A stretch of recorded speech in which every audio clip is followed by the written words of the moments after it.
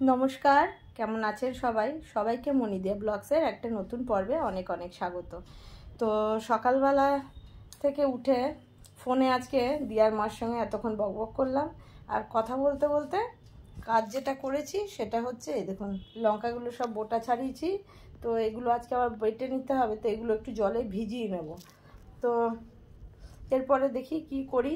যাব এখন ছাদে, আগে জামা কাপড় সব কাচা ধোয়া মেলা, পুজোর বাসন টাসন ধোয়া, ফুল তোলা, যা যা করার আছে করে আসি, তারপরে রান্নার কাজে। কিন্তু লঙ্কাটা বোটা ছাড়াতে সময় লাগে বলে ছাড়িয়ে নিলাম। তো সারাদিন সাথে থাকুন, আশা করি ভালো লাগবে। আর যদি ভালো লাগে লাইক কমেন্ট শেয়ার করার অনুরোধ রইল, আর ভালো লাগলে একটা সাবস্ক্রাইব করে দিয়ে পাশে থাকবেন। তো সাথে থাকুন, যাই দেখি ওপরে কি করি। চলুন আপনাদেরকে সাথেই নিয়ে যাব।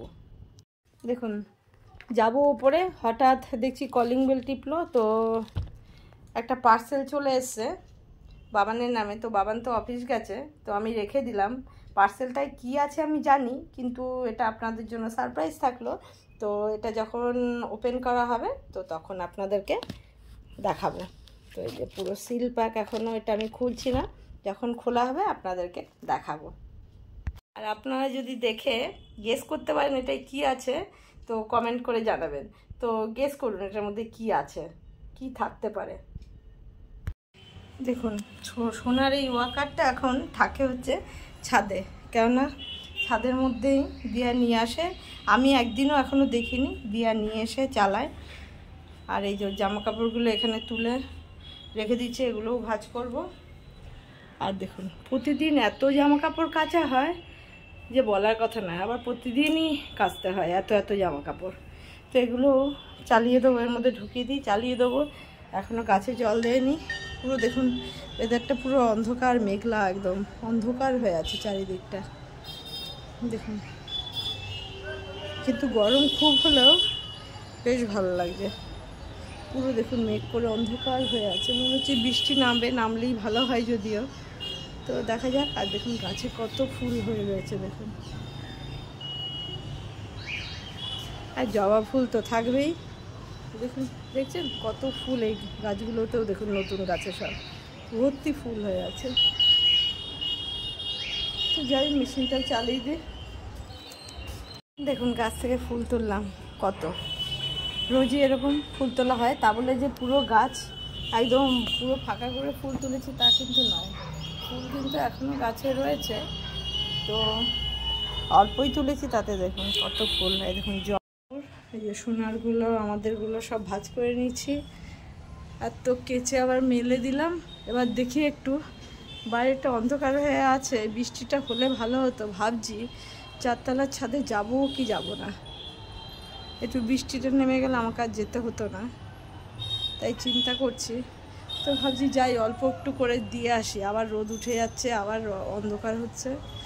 দেখছেন আমাদের এই গোলঘর মাঠের মাঝখানটা পুরো চারিদিকে গাছগুলো বড় হয়ে একদম দেখুন কিচ্ছু দেখা যাচ্ছে না মাঠের মধ্যে, শুধু এই রাস্তা সোজা গিয়ে আমাদের বাজারের রাস্তা ওইটুকুই দেখা যাচ্ছে। আর দেখুন সব অন্ধকার হয়ে আছে, একদম কালো মেঘের মতন একদম ঢেকে রেখেছে।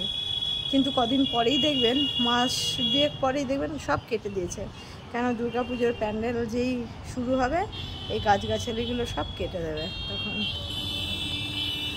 তো চলে এসেছি ছাদে। দেখুন পুঁই গাছটা যেতে যেতে আর কত দূর যাবে, এটা পুরো এখানেই ভাবছি হোক ছড়িয়ে ছড়িয়ে। আর এই গাছগুলোর তো বলারই কথা না। তো দেখছি গাছগুলো খুব একটা শুকোয়নি গোড়া, অল্প করে জল দিলেই হয়ে যাবে। দেখুন টবে আমার একটা বড় নিম গাছও হয়েছে মানে এটা আমার লাগানোই গাছ। এই যে চাল কুমড়ো গাছটা এদিকে উঠছে, এদিকে লাউয়ের ডাগাটা উঠছে। লঙ্কাগুলো হেভি লাগছে বলুন দেখে, একদম সুন্দর পেকে আছে। ও একটা আবার এই যে ঝরে দেখছি পড়েওছে। এই গাছেও বেশ লঙ্কার ফুল এসছে। তো দেখি জল দিতে এসেছি বালতিটা নিয়ে, তো দেখি এইখানে একটা এই যে অপরাজিতা বা নীলকণ্ঠ যাই হোক একটা গাছ উঠেছে, কিন্তু এই লঙ্কা গাছটাকে বেয়ে মুন্ডুটা একটু কেটে দিই, তাহলে আর বেশি বেয়ে উঠতে পারবে না, কেটেই দিলাম। আর এই কুমড়ো গাছগুলোও দেখুন ধরে গেছে, মিষ্টি কুমড়োর পুঁই গাছগুলোও সব ধরে গেছে, তুলে তুলে লাগানো গাছ তো। বেগুন ধরেনি এখনো যা দেখছি, এইগুলো ধরে গেছে। এই যে এইখানে না জল চালিয়ে দিয়ে এদিকে আবার একটা লাউ ডাগা বেয়ে বেয়ে আসছে, ঘুরিয়ে দিয়ে এটাকে।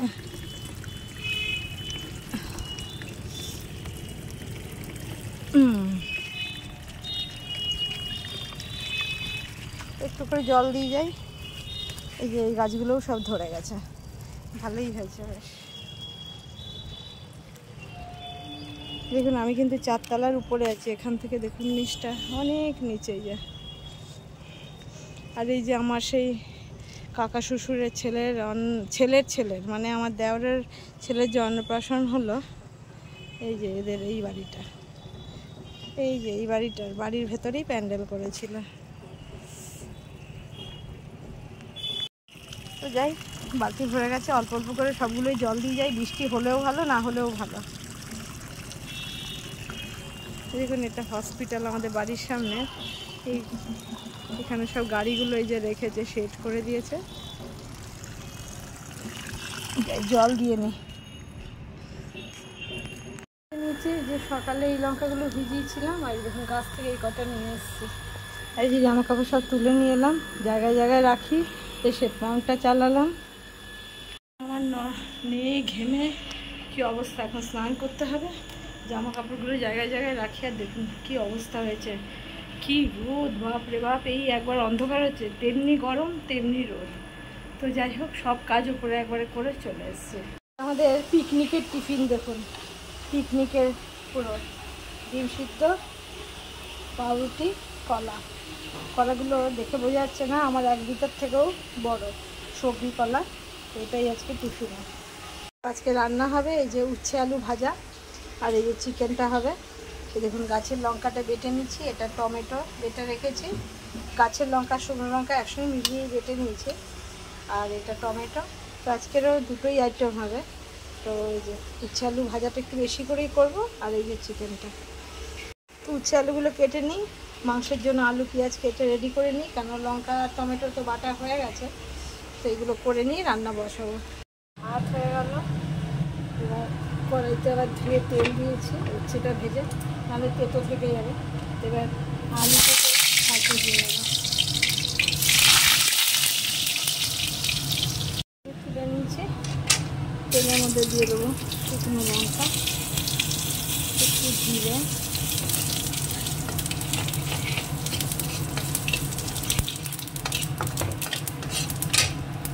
পেঁয়াজটা দিয়ে দিই,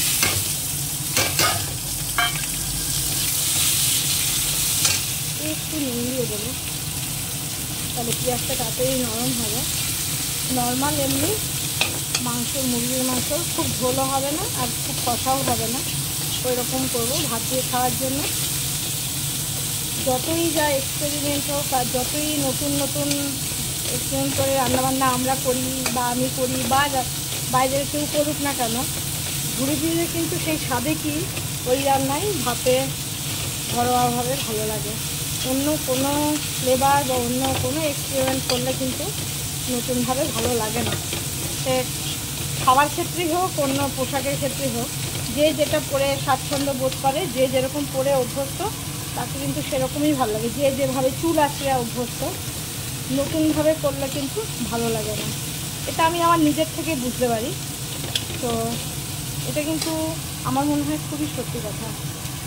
ভেজে নিই পেঁয়াজটা, নর্মাল এই যে টমেটো বাটা, দই, লঙ্কা বাটা, রসুন বাটা, আদা বাটা, এই দিয়েই করবো। পেঁয়াজটা হাফ ভাজা হয়ে গেছে, এবার দিয়ে দেবো এর মধ্যে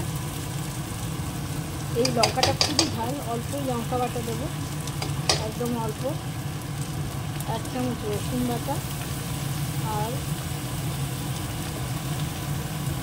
1 চামচ মতন দেবো আদা বাটা। আদাটা একটু কম দিয়েছি, ওই জন্য 2বার দিলাম, হাফ হাফ করে। এবারে একটু কাঁচা গন্ধটা আগে চলে যাক, ভেজে নিয়ে গেছে। এটা খানিকটা গন্ধটা চলে গেছে, এবার দিয়ে দেবো টমেটো বাটা, কারণ এটাও তো কাঁচা, এদিকে জল গরম বসিয়েছি।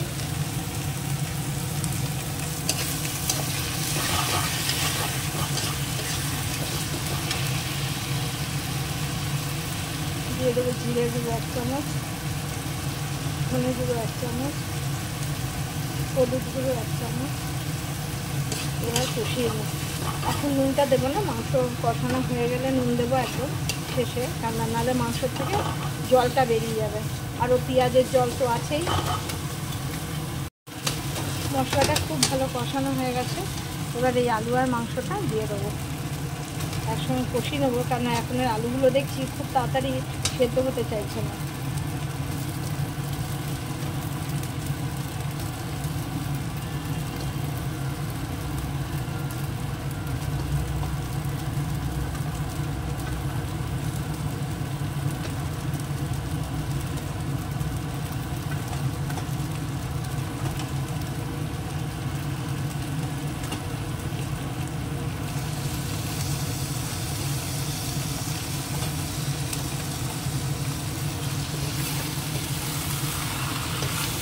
ভালো করে মিক্স করে কষিয়ে নেব।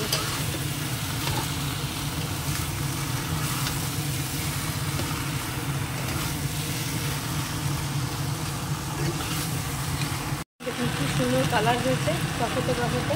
এবার যেটা দেবো সেটা হচ্ছে টক দইটা, আর একটু কষাবো, বেশি কষানোর আর নেই। তো দইটুকু দিয়ে দিই, তারপরে নুন দেবো, আর দিয়ে দেবো নুন।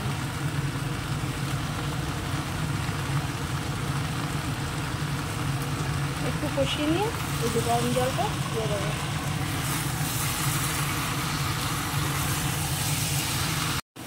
দইটা দিয়ে ভালো করে একদম কষিয়ে নিচ্ছি, লাল লাল করে কষানো হয়ে গেছে। আর এই বাটা মশলা কিন্তু দারুণ খাচ্ছি। এবছর দিয়া ভাগ্যিস বলেছিল যে এবছর লঙ্কা গুঁড়ো কিনতে নেই, তো তার জন্যই আমি জানতাম না, দিয়া বলেছিল বলেই এবছর করেছিলি। এতদিন তো হয়েই গেল, 6 মাসে পড়েই গেল, তো ভালোই কিন্তু খাচ্ছি। এই বাটা মশলার টেস্ট তো সত্যি অসাধারণ, সবাই জানে। এবারে গরম জলটা দিয়ে দিই। ফুটে উঠেছে, এই যে গরম জল দেওয়ার জন্য স্বাদও ভালো হয়। আর দিয়া যেহেতু ভাগ্যিস এবছর বলেছিল, দিয়া বলছিল কোনো অসুবিধা বা বিপদ হতে পারে, তো তার থেকেও বেঁচে গেলাম দিয়ার বলার জন্য। আর এদিকে খাচ্ছিও বেশ ভালো, টেস্টফুল একদম। তো ঢেকে দিই। মাংসটা হয়ে গেছে, দিয়ে দেবো গরম মশলার গুঁড়ো।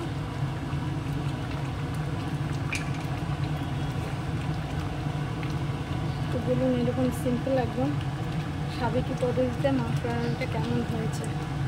দেখিয়েছিলাম যেটা এসছে, কিন্তু খুলিনি, কেন বাবা আসার জন্য ওয়েট করছিলাম আমরা, তো ওর জন্য দিয়াও খোলেনি।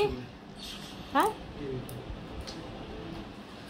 তা এটা কি আছে? এটা বাবানেরই একটা জিনিস আসছে। আপনারা কি গেস করতে পেরেছেন? আপনাদেরকে কিন্তু আমি গেস করার জন্য গোটা দিন সময় দিয়েছিলাম।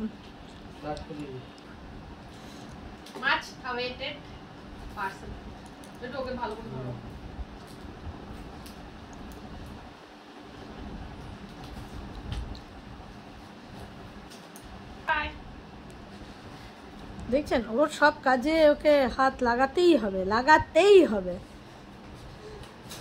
এই এই এই এই এই এই এই এই কাচিটা কাছে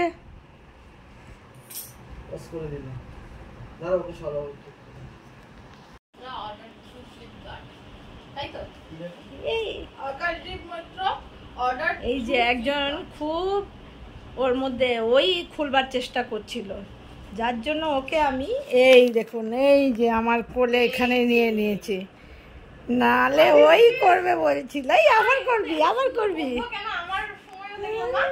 হ্যাঁ হ্যাঁ, এই যে আমরা এখান থেকে দেখবো। আর মুখটা দেখ না,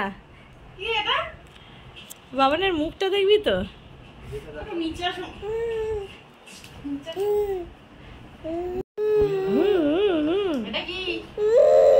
এটা আমি বন্ধুদেরকে সারপ্রাইজ রেখেছিলাম আর গেস করতে দিয়েছিলাম সারাদিন, যেটা কি সেটা বলার জন্য। এখন আশা করি বুঝেই গেছে সবাই।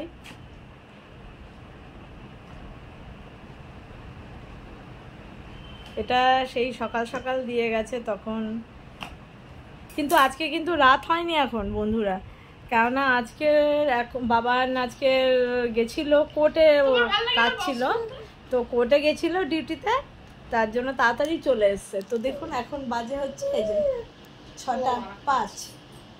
ও আরো আগে এসে এসে খাওয়া দাওয়া হয়ে গেছে, একসঙ্গে খেয়ে দিয়ে নিয়েছি আমরা সবাই একসাথেই। কিন্তু বাবা নিজে একটু মনে হচ্ছে লজ্জা লজ্জা পাচ্ছে, ওই জন্য খোলেনি। আর একজন মুখ বাড়িয়ে দেখছে, দেখ এরকম করে ঘাট তোলা।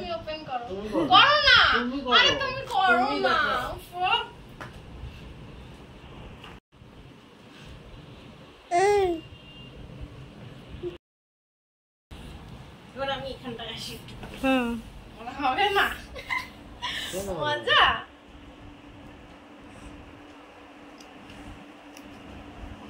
ও মা, এটা আবার আলাদা এরকম দিয়েছে একটা উপরে কভার। না না, এটা কভার না, এটা এরকম লম্বা না একটু। হ্যাঁ অনেকটা লম্বা। এবারে এটা তুমি করে দেখাও। আর আমি ভয় লাগছে আমার, এটা তো মা জানেও না। হ্যাঁ জানি, ফোল্ড হবে। এটা কি করে করব? আরে অফ করো। কি অফ? এই মানে এমনি বন্ধ করো। এ তো পার্সের চেয়ে ছোট হয়ে গেল রে। কত ছোট্ট ফোন দেখ কুপি। এই বাবা, এটা হচ্ছে কি সুন্দর। এই কালারটা আমি নিতে বলেছিলাম, ছিল একটা ব্লু কালার আর অ্যাশ কালার। কালারগুলো তো কমন, এটাই ভালো লাগছে, এটাই না ভালো, খুবই সুন্দর দেখতে। হ্যাঁ বা দেখতে কি সুন্দর, কেউ বুঝবেও না, এটা পার্সের মধ্যেও ভরে নেওয়া যাবে মনে হচ্ছে। বেশি কাকার আছে না, কাকার। হ্যাঁ এরকম করেও রাখা যায় না, এই সেই ল্যাপটপের মতন করে। হ্যাঁ এরকম করেও করা যায়, আবার হ্যান্ডকামের মতন রেকর্ডিংও করা যায়, ভিডিও। হ্যাঁ কি এটা কি কোম্পানির? এটা মোটরোলা। আমার ফোনে মোটরোলা। আচ্ছা এখানে হচ্ছে না। আরেকজন দেখুন ছটপট ছটপট ছটপটে মাস্টার, ওকে ওখান থেকে আমি নিয়ে এসেছি কেন, এবার বিরক্ত হয়েছে মামাই রাগ হয়েছে, মামা রাগ হয়েছে।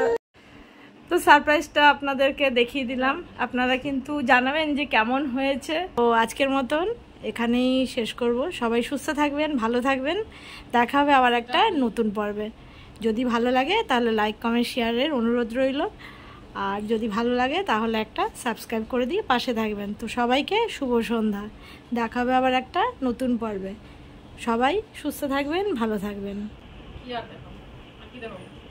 বাবানের একটা ফোনের অনেক দিন ধরে খুবই দরকার ছিল, আমাদের পরপর তিনজনকে 3টে ফোন কিনে দিয়েছে, কিন্তু নিজেরটা নিচ্ছিল না।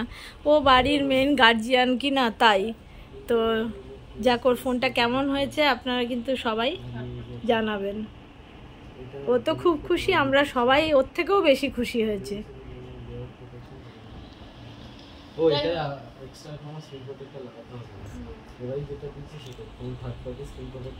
এই হচ্ছে ফোন, এই ফোনটাও প্রায় 8-10 বছর হয়ে গেছে। হ্যাঁ পুরো 4 বছর। আর তোমার অফিসে ফোন ওটা দেখানোর মতো কিছু নেই, ওই ফোনটা দেখাতে গেলে খুব দুঃখ পাবেন আপনারা, তাই জন্য দেখাবো। এটা মানে লাস্ট 2 বছরে তিনখানা তো ফোন কেনাই হয়েছে, 3খানা ফোন কেনা হয়েছে, আমার মায়ের পাপার 3খানা ফোন কেনা হয়েছে। কিন্তু দুঃখের বিষয় নিজের জন্য কোনো ফোন কিনছিল না, মানে জোর করেই এক মতন ফোনটা কিনে নিয়েছি, জোর করে। অনেক লম্বা ফোন, যাই হোক তো 6.9